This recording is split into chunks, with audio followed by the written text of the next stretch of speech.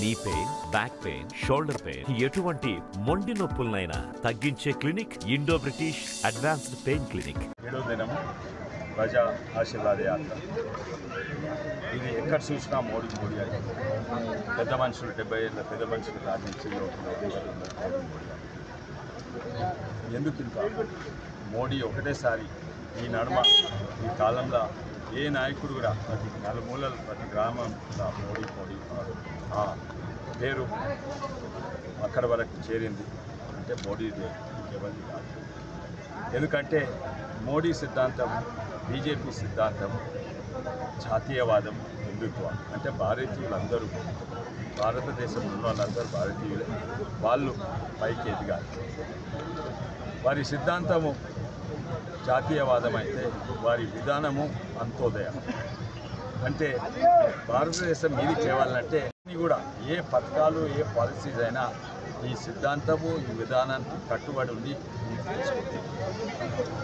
రూపాయి బియ్యమైనా, ఉచిత బియ్యమైనా, లేకుంటే బ్యాంక్ లోన్లు కానీ, బ్యాంక్ లోన్లు మొట్టమొదలు కిందోళ్ళకి ఇస్తే మీదోళ్ళందరూ ఆటోమేటిక్గా ఇస్తారు. ధనవంతులకు బ్యాంక్ లోన్ ఇస్తే ధనవంతులు ఇంకా ధనవంతులకి అన్నిట్ల కిందోళ్ళకి ఇస్తే ఆ మొత్తము దేశమే లేస్తుంది.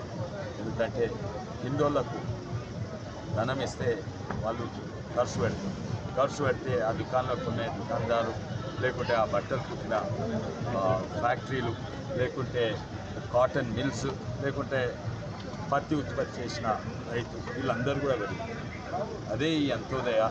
అన్నిట్లో మోడర్న్ ఎకానమిస్ట్ కూడా ఇప్పుడు అదే చెప్తుంది, వేరే దేశాలలో కూడా అదే చెప్తుంది. ఎంతోమంది ఎకానమిస్ట్ ఉంటారు. మోడీ ఎకానమిస్ట్ కాదు, సైంటిస్ట్ కాదు, డాక్టర్ కాదు. ఈ రెండు సిద్ధాంతాలకు అన్నీ కట్టుబడి ఉంటే నిజంగానే దేశాన్ని మీరు చూస్తారు. ఇదే ఎకనామిక్స్నే కాక అన్ని విధానంగా ఈవెన్ కరోనా వచ్చినప్పుడు ఆయన దున్నదేంది అంత్యోదయ, జాతీయవాదం. అందుకే వేరే దేశాలు కూలిపోయినప్పుడు మన దేశంలో అందరూ గట్టిగా నిలబడతారు. వాళ్ళకి రోజో సిద్ధాంతం, రోజో విధానం, రోజో స్ట్రాటజీ. వాళ్ళకు అక్కడ ఢిల్లీలో చెప్తే ఇక్కడ వచ్చేస్తారు, ఇక్కడ వచ్చేస్తే ఢిల్లీలో, అన్ని వాటి మీద కన్ఫ్యూజన్. వాళ్ళకు మొన్న వచ్చిన ఓట్లు అది కాంగ్రెస్ ఓట్లు, అవి పాత ప్రభుత్వాన్ని పొందబెడేందుకు యాంటీ ఇన్కంబెన్సీ ఓట్లు. అవి కాంగ్రెస్ మీద యాక్చువల్ కాంగ్రెస్ ఓట్ బ్యాంక్ మాట్లాడుతున్నాయి, అది వాళ్ళు కూడా ఒప్పుకున్నారు. ఈ యాంటీ ఇన్కంబెన్సీ ఏదో ఎప్పుడైతే మా మీద నకిలీ ఆరోపణ పెట్టింది ఏంటంటే మేము టీఆర్ఎస్తో కుంభకైనాం, అందుకే కవితను అరెస్ట్ చేస్తాం. ఇప్పుడు ప్రజలకు అందరికీ అర్థమైంది ఎవరెవరితో కుంభకైనా, ఎవరెవరితో కుంభకైనా.